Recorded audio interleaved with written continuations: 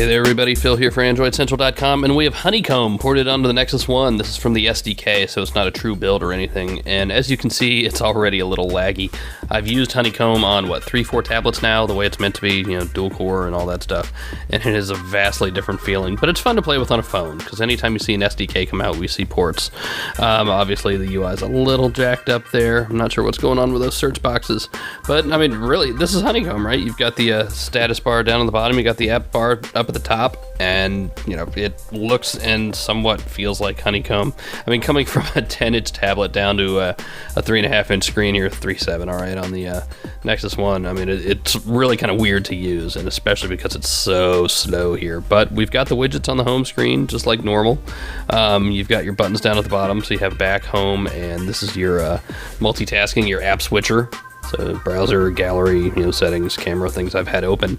Go and open up the browser, and it's not going to work because I don't have connectivity right now, but there's the browser. So that's how you switch apps, right? We've seen that before on tablets.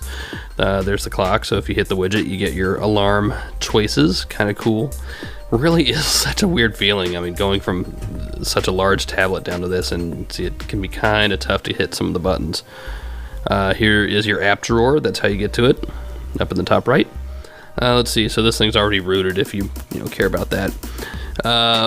What else do we have here? Let's open up the settings and just see. Interesting, actually scrolling through the settings will be a lot faster here, as I guess it should be, right? Far less graphically intensive. And you see the red bar that you'll actually see when you're working in the emulator too, so that's kind of interesting. But yeah, scrolling, almost just fine. So, Honeycomb, whatever.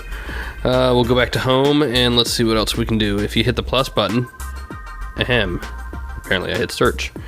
So let's try to go back or home. These buttons are so tiny. Again, when Honeycomb hits phones in some form, probably under whatever the I version of Android is, ice cream sandwich, whatever, the buttons will all look bigger. They won't be this, this small. So let's get out of search somehow. Try it again. No, I don't want search settings, but let's take a look. Come on, thumbs. There we go. All right, so back to the home screen.